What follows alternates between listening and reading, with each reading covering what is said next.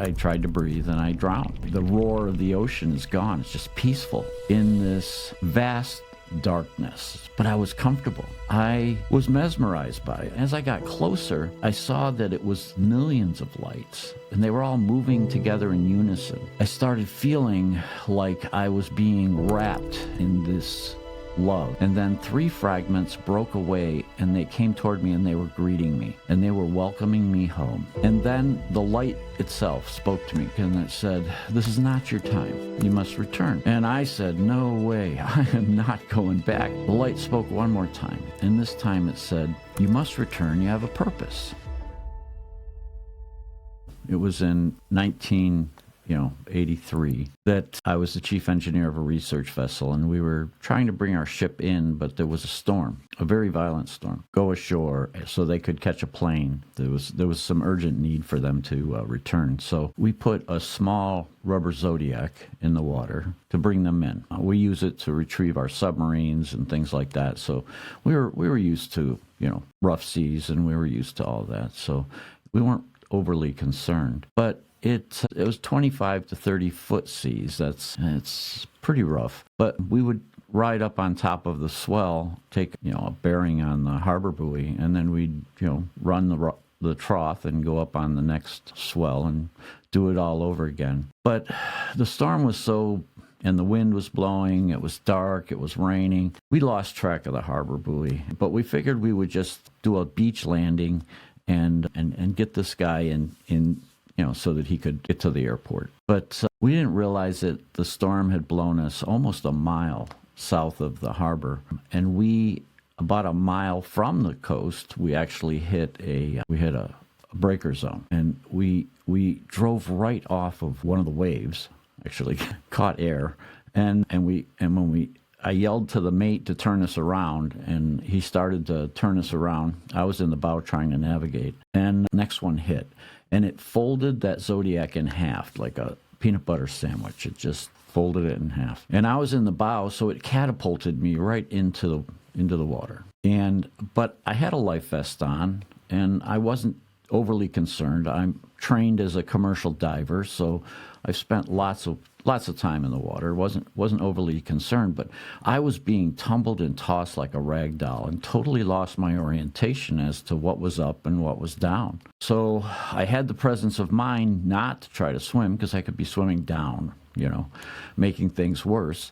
So I just hung on to the life vest, tried to protect myself as best I could as I was being, pushed around by wave after wave. And, you can only hold your breath so long. And eventually, the euphoria of oxygen deprivation and all of that overcame me, and I tried to breathe, and I drowned. But I found myself immediately in this vast darkness. Now, I know for some people this could sound frightening, but it really wasn't, because I had just come from this very violent environment into this calm, this peace.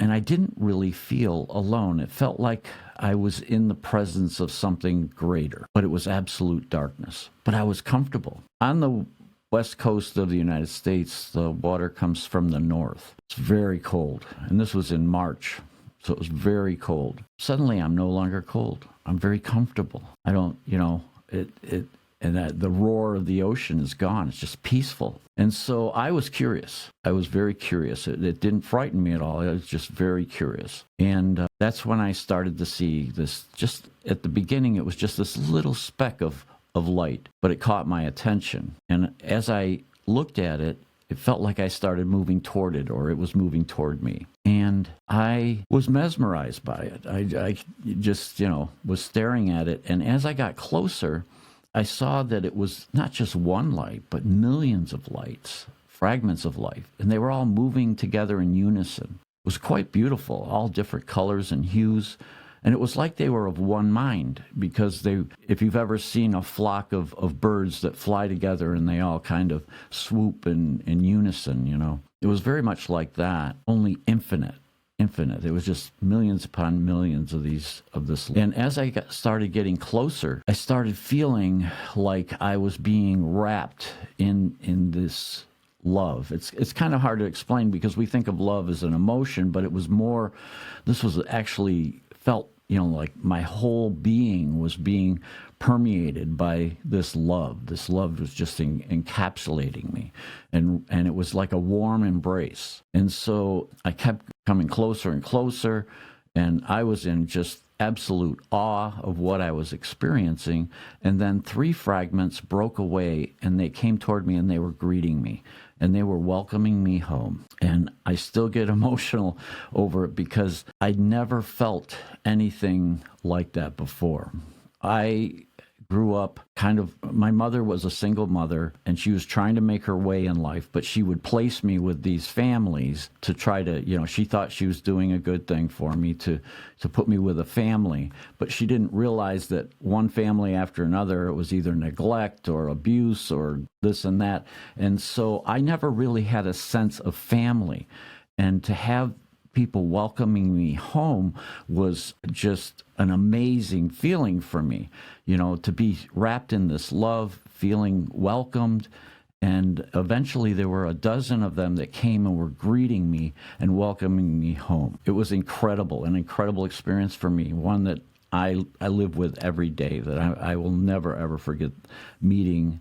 And I call them my soul family. And we went further into the light, into this area. To me, it felt like a giant bubble, a sphere. And we went in there and we started to re-experience my life. And I say we because not only was I reliving my life, but my soul family was reliving my life at the same time. And it wasn't just me watching my life. It was reliving it, but not only through my perspective, but everyone I'd ever interacted with through their experiences. So it was like my consciousness fragmented into these. And so I got to feel what they felt when I interacted with them. And I was a brash young man, and I had because of my growing up and not feeling like I belonged, I had a pretty harsh reality that I felt like the only way you make it through life is you survive, and you cut your swath through life. And that's a pretty brutal philosophy, and it doesn't really take other people into consideration. It's very much a survivalist, lone person type of philosophy. So to relive my life and to see myself acting this way with others was incredibly eye-opening for me and incredibly humbling, to the fact that I really didn't want my soul family to experience this. There were some things that I was very harsh with, and I didn't want them to experience that. But they didn't judge me. They didn't judge me at all. In fact, they supported me. They loved me, and we went through my life. Eventually, we came to a point where it wasn't anything that I had lived, and it was a little disorienting because I didn't have any reference to what I was experiencing, to what I was seeing and living. And I didn't know it at the time, but I was actually previewing my potential future life. And everything in the life review up to that point was very crystal clear, absolutely clear. All the different points of focus, everything was crystal clear. But the minute we crossed that, like a corridor that was very clear, but then on the periphery, it was a little out of focus. But I got the feeling that if I wanted to, I could go a little bit this way. But I would always have that core path available to me. And so I went through this, and I experienced a number of events. And then the light itself spoke to me. These millions upon millions of fragments of light, all at once, in unison, spoke, and it said, "This is not your time. You must return." And I said, "No way. I am not going back. I've got a family that loves me here. I feel supported and loved like I've never felt before in my life." And I argued what I perceived as God. But the light spoke one more time. And this time it said, "You must return. You have a purpose." And that word purpose just really resonated with me. When we're on the other side, we're not so confined by our physical presence like we are here. We have the ability to connect with a greater consciousness. I like to say it's like we're connected to all the souls that ever were and all the souls that ever will be. And so we have this expansive awareness that we find it difficult to tap into here. And so with that expanded awareness, I was able to understand that purpose. It was very clear.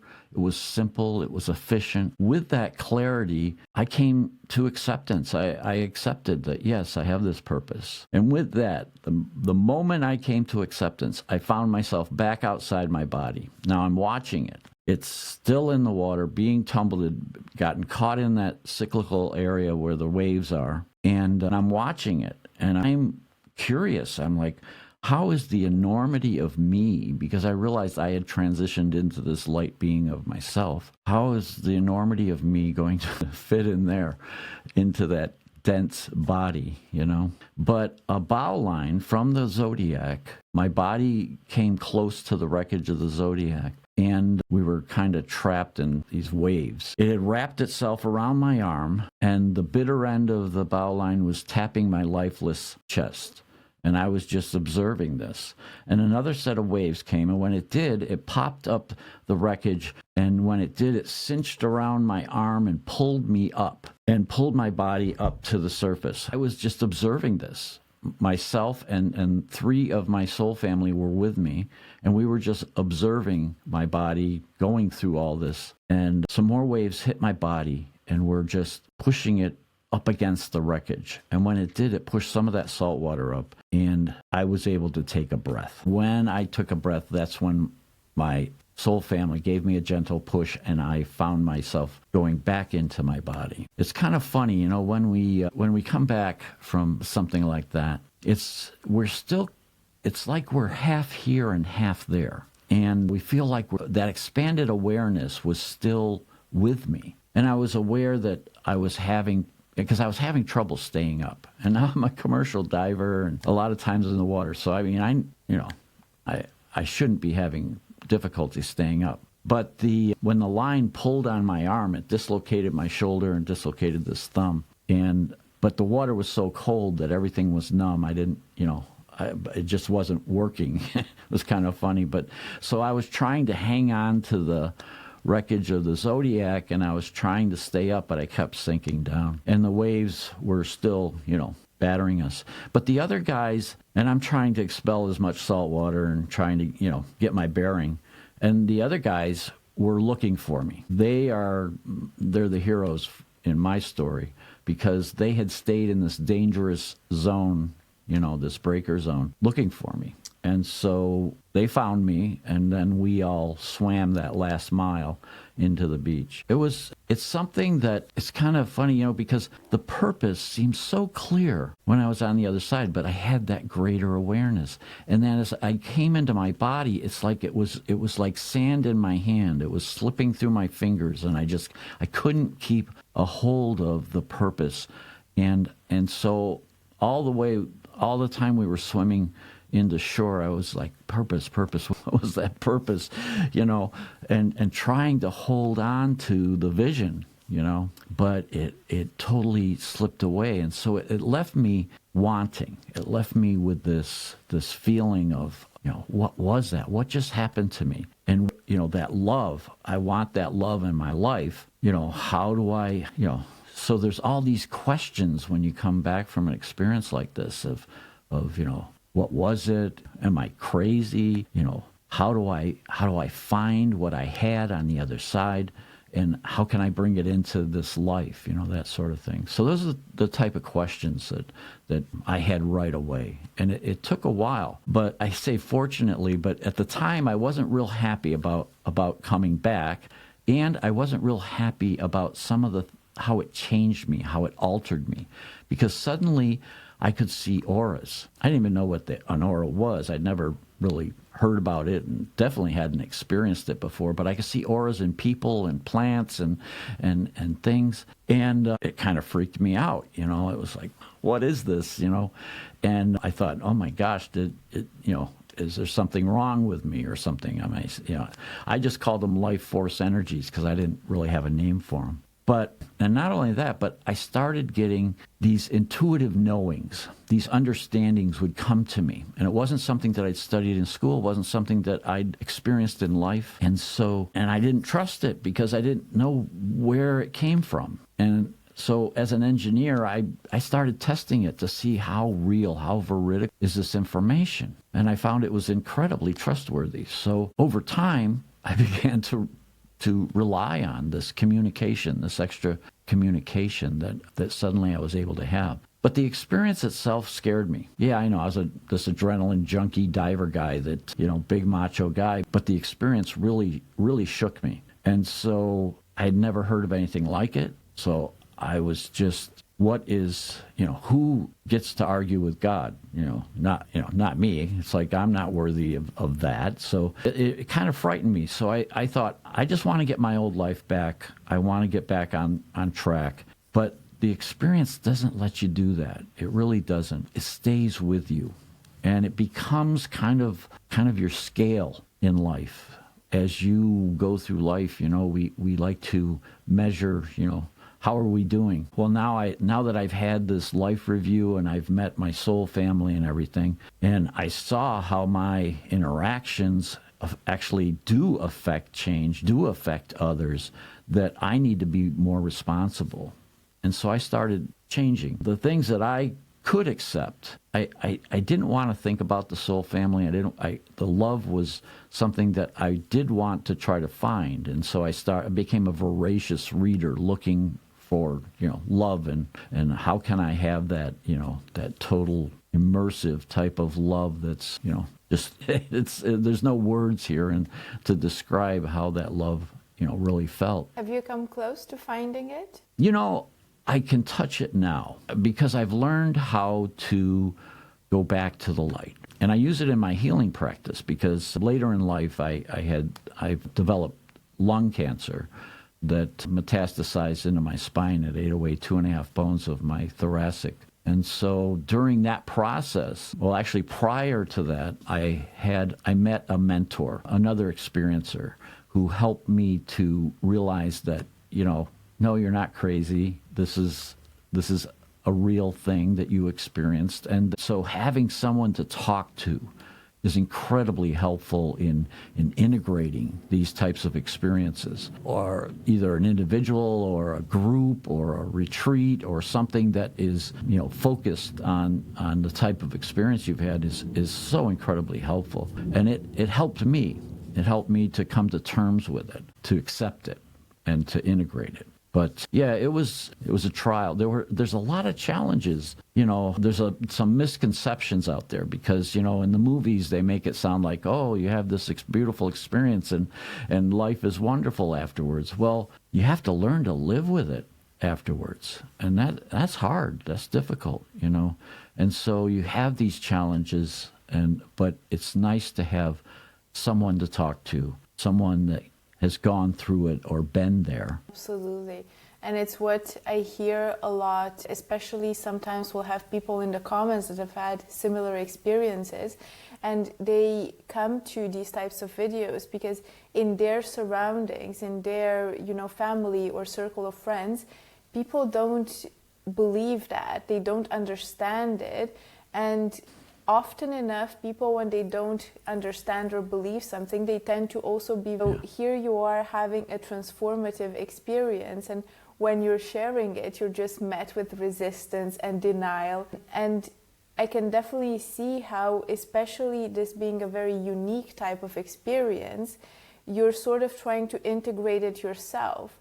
So when everybody else around you is doubtful, then at least for me, I know that I would start doubting myself if everybody was telling me, well, you're probably just hallucinating, you probably just dreamt it and you imagined it. I got very good at hiding it because I was with a group of people that knew, they told me, they said, look, Dave, you were gone for a good 8 to 10 minutes maybe.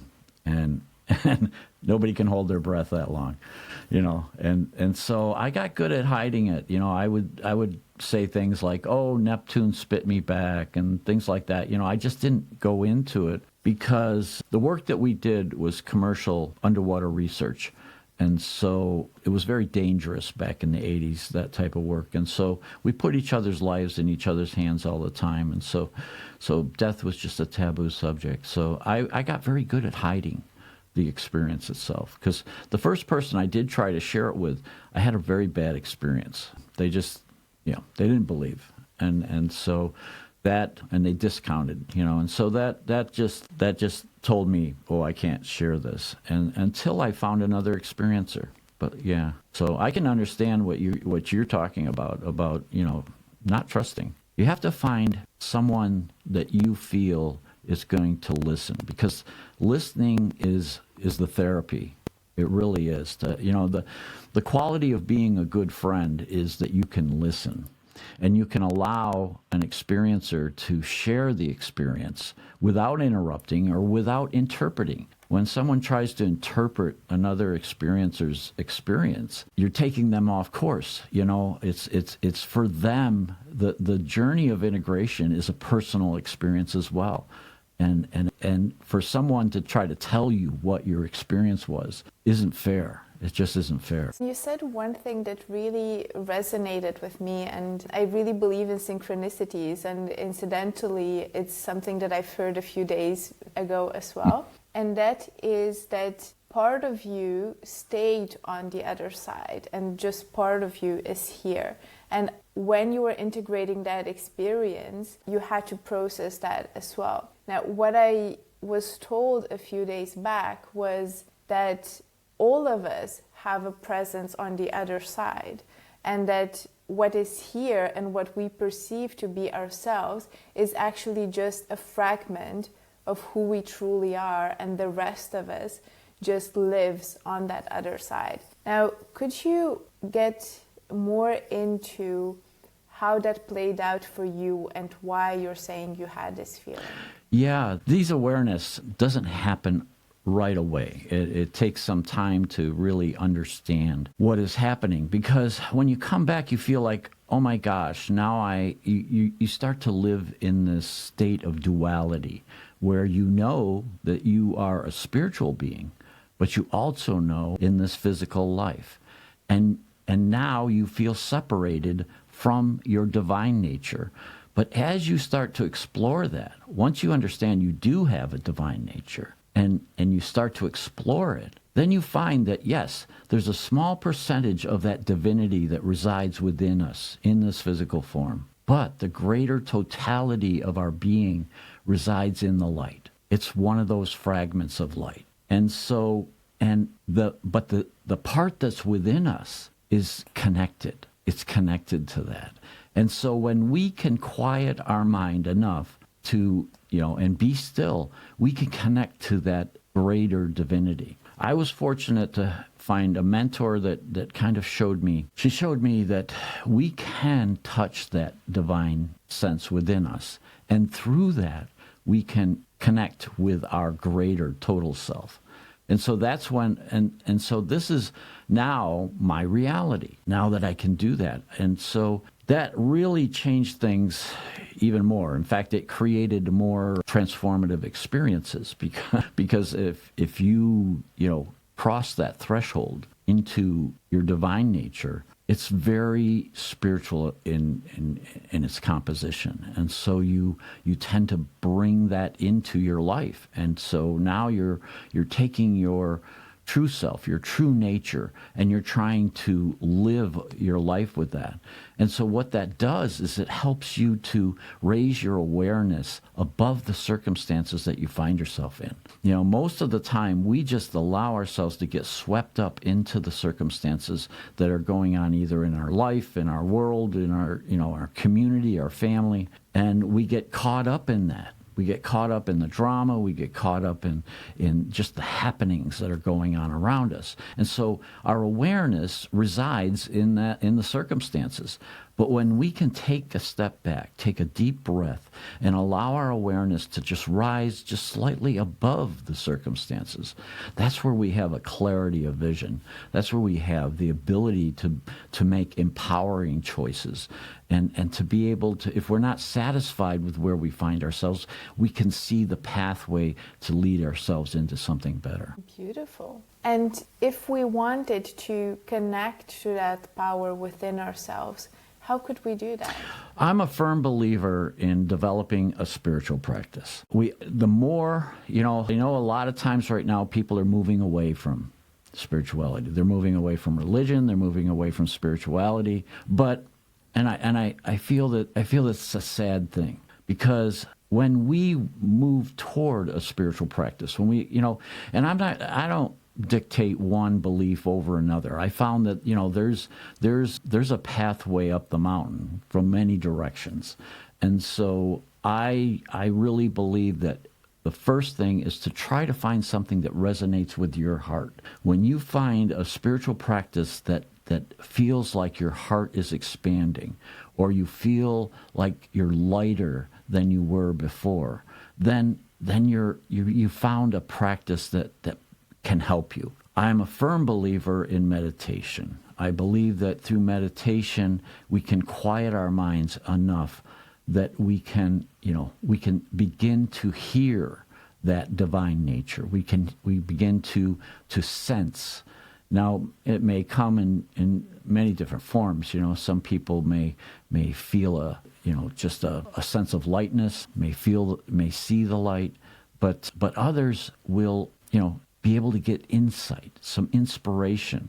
Another tool that I think is great for connecting to your higher self is through inspiration. We all have something that inspires us. We all have something that whether it's writing or something that brings us inspiration. Think about that for a minute. Where does inspiration come from? It comes from our divine nature. It's our connection to our greater self. So when we can work with our inspiration and allow ourselves, because that's another way of meditating in many ways, when we totally involve ourselves in the activities that help us to be inspired, that's when we are communicating. We are starting to touch that greater sense for ourselves. I used to, when I came back and I was trying through my integration phases, I found jewelry and stuff like that, and while I was doing that, inspiration was coming and showing me different things that I could do. I didn't go and read a book on how to do silversmithing. I allowed my inspiration to teach me, and so it showed. I would get visions and things like that. Eventually, I was able to discern what was that chattery mind and what was my true nature. And I noticed right away that when I'm feeling inspiration, I usually feel it. Now, I know some people feel it in their hands, in the top of their head, maybe their crown. I have some healer friends that feel it in their hands. Myself, I feel it in my heart. It feels like my heart is just expanding. And so along with the inspiration, many times there's a physical sensation, and that can be a clue. That can help us to recognize when it's inspiration, when it's our divine nature that's talking to us, and it's not just the chattery mind that's always.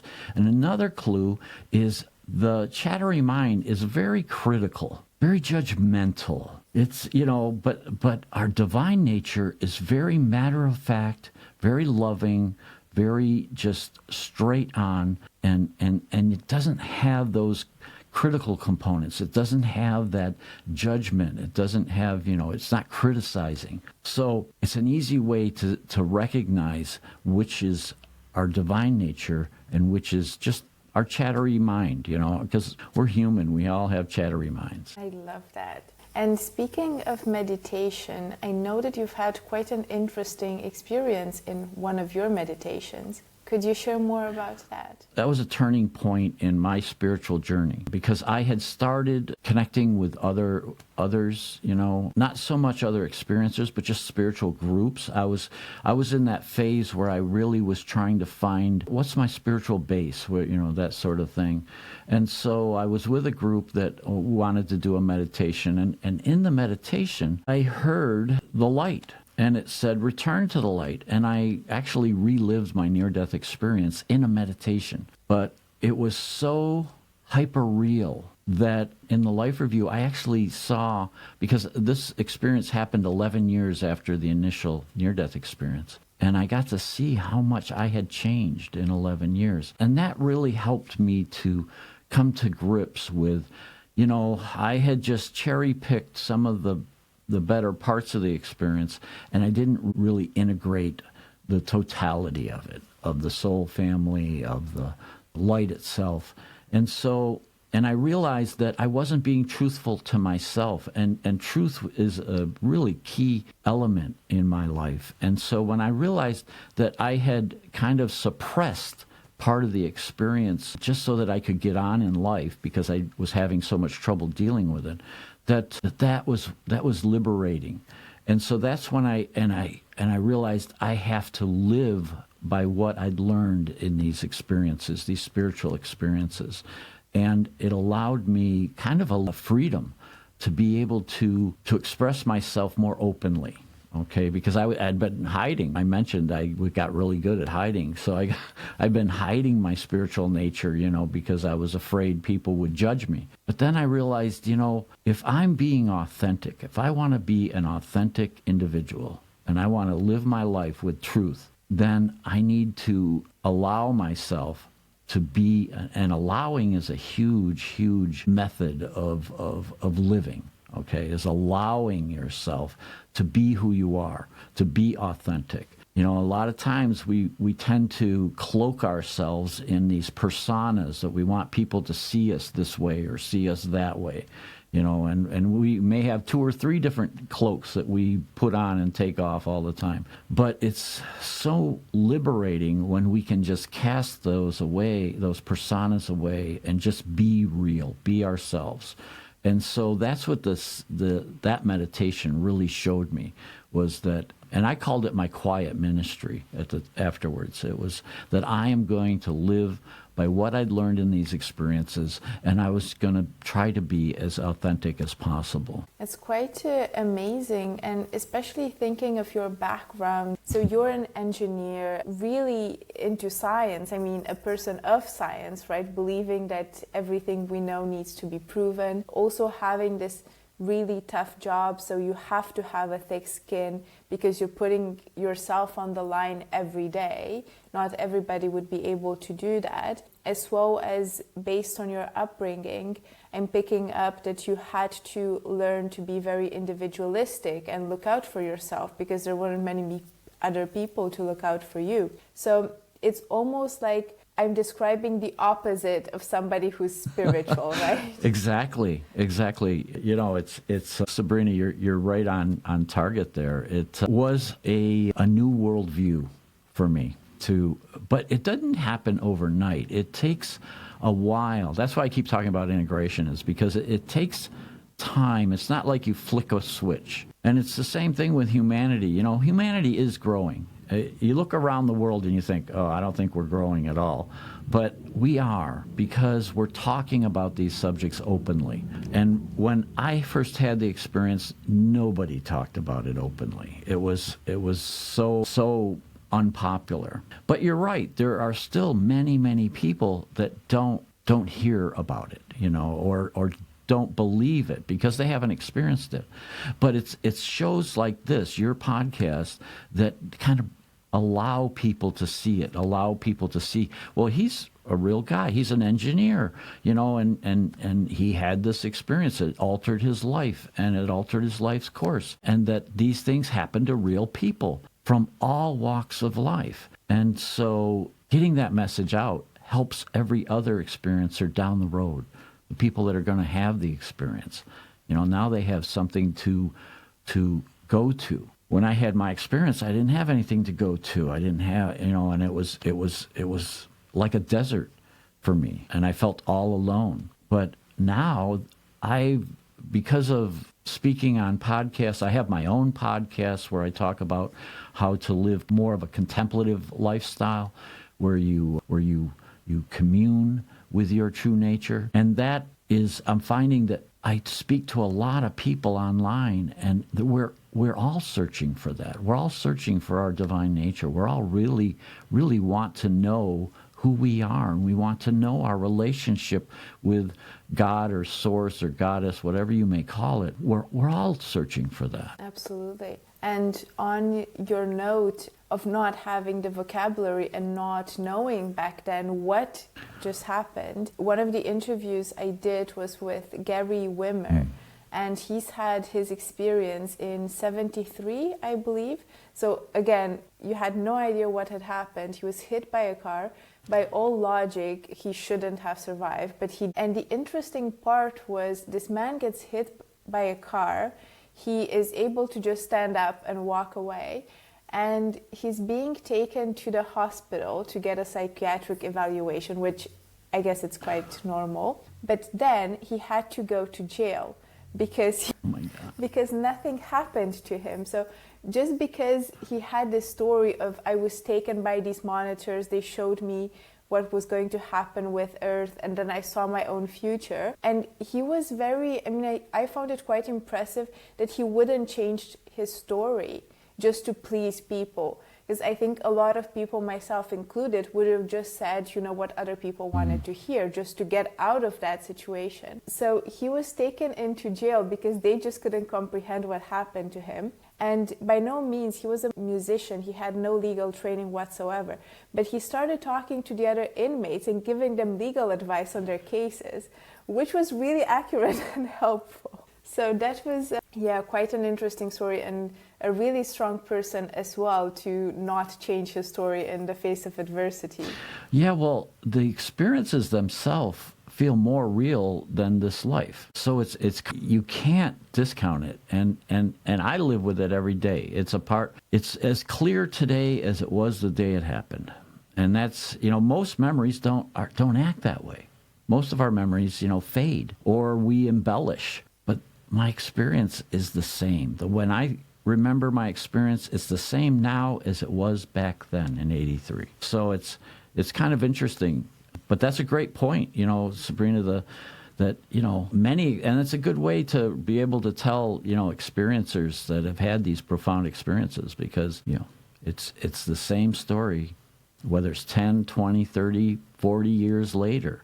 I've known some childhood experiencers that they were forced by circumstance, like their parents said, oh, that's just your young mind hallucinating, that's an imaginary scenario that didn't really happen. And so in a way, and those are people of authority to a child, and so then they tend to suppress it. But then it bubbles back up later in life, and suddenly they have these memories that come back up to the surface. They can't stay suppressed forever. And so many childhood experiencers experience it differently than adults, because as a child, they immediately accept it. As adults, we tend to question it, and then children are told to suppress it, whereas adults tend to hide it, So there's these unique differences between a childhood experience and an adult experience. But in the end, the integration is what's really critical for each and every experiencer. And how they do it and how it comes about can sometimes be almost magical. Meeting my mentors who helped me was quite magical in its own way. That we came together very synchronistic, and that's something that I've learned to rely on. When something is synchronistic, it's something to explore. It's the universe kind of providing a signpost, say, hey, pay attention to this. And with this newfound spirituality, I was really curious when later in life you had a cancer diagnosis. Yeah. How did you deal with the diagnosis and what happened afterwards? I had stage 4 lung cancer, and it metastasized into my spine. It ate away 2.5 bones of my thoracic, and the tumor couldn't support the weight of my spine any longer, and my spine collapsed. And when that incredible pain hit, that's when I was, in the hospital, and they were trying to figure out what was going on. But it was many years. It was in 2000. So I'd had all these years to kind of integrate my experience and have a new spiritual communication with my higher self, with my soul family. And so I had those tools. And another thing that was unique was that in my life review, when we were talking about the life review, how I had seen my potential future, that was one of the scenarios that I had seen. I saw that I was going to have cancer. I also saw that I was going to live beyond it, and that it had a seed of purpose to it. There was a purpose for why I was going to have this cancer. I didn't realize how bad it was going to be, and I didn't really know when it was going to be. But when it happened, I was very aware of this is something that I saw in the life review. It was crystal clear because I was in this exam room and the nurse came in and I recognized her. I recognized the doctor. I knew exactly what he was going to say before he said it. And so it was like a very, very intense deja vu of everything that was happening. And so I knew that I was going to survive this. But the prognosis was stage 4 lung and bone cancer. And the prognosis was 0.1% of people at that time survived that prognosis. So the medical community, their reality was, we're going to make you as comfortable as possible. We've got morphine and Percocet, and we've got these drugs that will make you comfortable, and you should get your affairs in order. That was their reality. My reality was, I saw this. I also saw I was going to live beyond it. So we're going to treat this. And I'm going to use a combination of traditional and holistic approaches based on my guidance with spirit, and we're going to overcome it. And so that's what we did. Fortunately, at this point in my life, I had become one of the managers in this hospital. And so I was able to pick my care team, and we treated it, even though everyone thought that I was dying and that I didn't have much of a chance to survive. They thought I was in denial because I felt, I'm going to survive this. No problem, no sweat. I'm going to get past this. But they didn't, they just kind of felt, well, Dave, you're the patient, you have rights. And so if you want to treat it, we can treat it. But they didn't really feel it was to my best interest because the treatment is very harsh. But then I supplemented it with some holistic approaches to kind of, mediate some of the harshness. And within 6 months, I was cancer-free. And I've been cancer-free. The doctors, they had a hard time accepting, and they wanted to continue to treat me. But once the cancer was gone, once we took the tests and we saw that the cancer was gone, they wanted to continue treatment. And I said, no, we don't need to. And they said, well, I don't know what you're doing, but just keep doing it. You mentioned when you saw that having cancer was a possibility in your life review, that there was also a purpose to it. Do you know the purpose, and would you mind sharing? Yeah, well, purpose is an interesting topic because we have many, many purposes in life. The cancer itself, the purpose for that was, many times when you go through something, you develop tools on how to deal with it, right? Well, after going through the cancer, I could talk to other cancer patients, and they could hear me because they knew I had gone through what they're going through. And so I was able to be an advocate for cancer patients. And so that was a huge, and also it helped me to develop my own healing practice because I used a lot of energetic healing on myself during that phase. And then afterwards, friends and family, were like, well, gee, you did that for yourself. Can you do that for others? And so I developed an energetic healing practice as well. So a lot of those things kind of merged together into this purpose, into a purpose that I had to go through the cancer in order to get to the point where I could do all of that because I needed that time. I needed to learn. When do we search for our divine nature? When do we call out to God? It's when we're at our lowest low most of the time. It's when we're suffering. That's when we want God to help, ease our burden. That is, for me, it was a tough time, but it was also a time where I expanded my awareness of my own divine nature. So it was another spiritual experience in many, many ways. But purpose, a lot of times we were talking about synchronicity earlier. When synchronicity happens and like you hear something that suddenly someone else is questioning and you have the answer for them, that is kind of like a small little purpose, okay? You just fulfilled a little purpose. But also there's these purposes, like there's a purpose that is humanity-wide. There's a purpose of why can't we connect with our divine nature? Why can't we break through the illusion of separateness?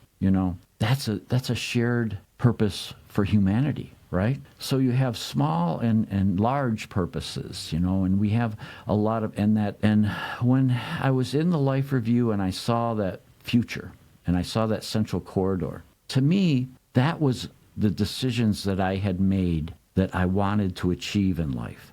Those things in the core pathway were what I had agreed to come here for, okay? That's part of the purpose. But the periphery allows us to, if we want to go a little to this side or we want to go a little to that side, it allows us free will to get there in our own way. So it's kind of interesting, purpose is very fluid. It's not so much about what a legacy that we're leaving behind.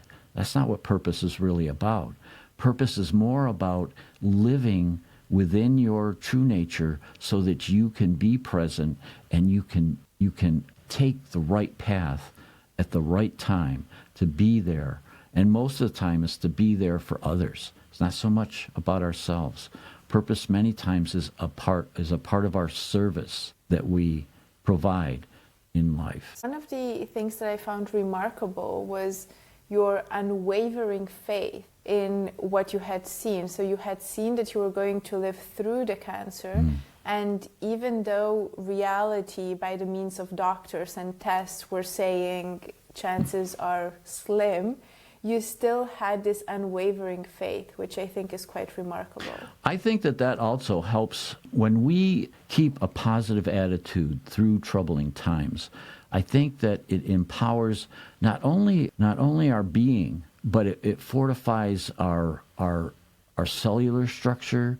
It fortifies our mind, of course.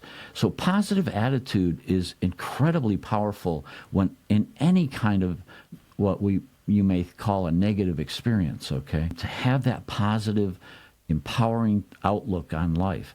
Now, I saw in my life review that I was going to live beyond it. So for me, that was my reality. I already knew. In fact, while we were going through the cancer, and just as when the cancer is over, the doctors in the medical profession are like, oh, we got to keep an eye on you because you could relapse, you could come back and all that sort of thing. And I put that aside. It was like, I'm going to live my life. And so my girlfriend at the time, we got married, we started, planning, looking for a house and planning our life. We weren't thinking about how cancer is going to come back and it's going to affect us and it's going to change everything. No, that's not our reality. So a clear vision is also a positive attitude and a clear vision of where you're going to find yourself in the future. What's the future going to look like for you, And so stabilize that vision. Use it as your guidepost. Edgar Cayce talks about creating ideals in life. And ideals are like a guiding star. They're not something you can necessarily achieve. Like I want to live my life with peace and I want to live my life, with compassion. Well, we're human. We're not going to always live with peace. We're not always going to live with compassion, but that can be my guiding star. That's the principle I want to live with. I want to live with truth in my life. That's my guiding star. And so, but we're human. We fall down all the time. The secret is not to judge ourselves, but to get back up and to start and keep going down the path, and have that ideal and establish that ideal. Many times we don't bother. We don't bother with an ideal, and so then we wonder why life seems to be so willy-nilly. We're constantly wandering, But to establish a path, establish something that resonates with your heart. What feels right to you? What is it that your soul desires? use that. That could be your guiding principle. That could be your ideal. I would definitely recommend everybody listening to take a minute and contemplate, what does this mean? Yeah. I know this is a bit of sensitive territory, but you've mentioned treating the cancer with both conventional therapy as well as different therapies. And I will put a disclaimer out there that, we're not medical professionals. We're not giving any recommendations, and you should do whatever you feel called to. But I know I can almost see the comment section in front of me, and it almost seems very selfish knowing that you have used other practices to help your disease. It would seem very selfish to not ask if there's anything that people should look into, and from there decide if it's maybe something for them or not. Yeah, Sabrina, that's absolutely right. What worked for me may not necessarily work for others. So I don't like to make recommendations, but I do share, if you go to my website, Dharma Talks, there's a page there that's, how I dealt with cancer. And it kind of explains the holistic approaches and the attitudes and that I used.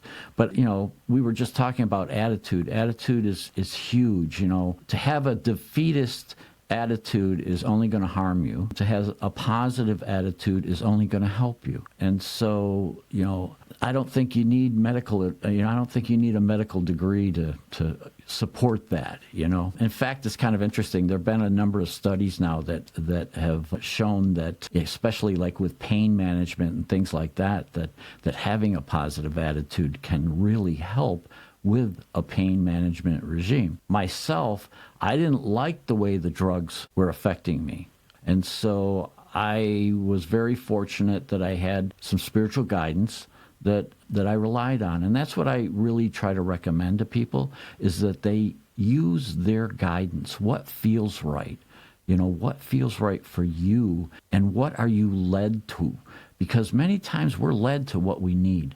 It's kind of funny how that works, but gee, where does that come from? Maybe our, true nature is trying to tell us something. But yeah, when you feel guided or you feel led, then pay attention to that. What does that mean, and how can that work in your treatment? I found that the healthcare professionals were very, very accommodating for me, because I went through radiation and chemo all at the same time. And I would bring in a little portable altar, and I would set it on my bedside table while I was having a treatment. And when they would bring in the chemo infusion bags, I would ask them, could I have that before you hang it and before you stick it in me? Could I have that so that I could just pray over it for a minute, and pray that it serves my highest good? And just a little prayer. And they were very accommodating. They totally supported what I was doing, because I was bringing my spiritual nature into the treatment with me, and allowing myself to be a part of the treatment. They're there to help us. It's our responsibility to heal. So we play a big part in our healing. A lot of times we try to give away our power. We try to give that away to others and have, heal me, Well, it doesn't work that way. We heal ourselves. We are a part of the process. And so I think it's very important to understand that, that we have guidance, to use our own guidance, and to, follow what works, because it's going to be different. It's going to be slightly different for each and every one of us. And I think when you were talking about mindset, one of the things that came to mind was an aunt of mine. She's, I think, 97, 98 now. And for the past few years, many years, I don't know if 10, but a lot of years, she hasn't been well. She's been bedridden. But she's gone through so many surgeries, and almost everybody says it's very likely that she will not make it out. But her mindset, and it's one of those people that are just relentless in their mindset that she needs to be here, because somehow the people in her life are not able to do anything without her. So she sees herself as this crucial component to everybody else's life, which, granted, in their opinion, is maybe a bit delusional, able to work if she's not here. So her purpose for being here is just so strong. And every year or two, she has another thing that she needs to get surgery for. And as opposed to what you hear from most people her age, that don't want to get surgery, don't want to go to the hospital because they think, well, I'm going to die if I go to the hospital and then I'd rather just be home. She cannot wait to get those things fixed because in her mind, she will live forever. So why live forever in a broken body? So it's just amazing that I think so many people in our surrounding look at her and think she's delusional. But I think a lot of the reason of why she's still here today is because she has that mindset that she is essential to everything. And regardless whether it's true or not, one of my aims and goals for myself is to build that mindset within me, to have that strength that no matter what other people would say around me, that I am really focused on the goal and that I am really focused on my beliefs. Yeah. And also, a lot of times we don't realize that our having that positive mindset affects people around us because we're not these separate individuals. We are interconnected. And so when people see that you are going through this, this trauma or whatever, disease, trauma, drama, whatever, but you're going through it with your head up and with a positive attitude and with love in your heart, we don't realize how many people we affect in just our presence and when we're being there. The nurses that treated me, the staff that used to know me and the job that I used to hold, but I could no longer do that work anymore, but they were still a part of my friends, my family. It affects a large circle of people. You don't really realize. It's hard to conceptualize how much people see what's going on, And many times we see what's going on and we don't. When somebody is being authentic and they are in a higher level of awareness, people may not understand what they're experiencing when they interact with someone like that, but they feel it and they resonate with it and they can feel the truth behind it. And so it does affect people in a lot of different ways, on different levels that we're just so unaware of most of the time. How can people connect with your work and with yourself? Well, if you go to my website, that's the easiest way to connect with just about everything I do. I try to keep that up to date. That's dharmatalks.com, DHARMA. TALK, Dharma Talks, all one word. There you can connect with my social media pages. You can connect with my Contemplative Living podcast. I have past episodes there. Also, my healing practice. If somebody's interested in a white light energy healing, that's the portal to be able to find that as well. But also the books that I've written and things like that are there. But books are available, many outlets. All of that is out there. That's the easiest way. And they can reach out to me, contact me as well. Also in the comments section of this podcast, I will, I'll reply to you and if people want to reach out, they can reach out to me.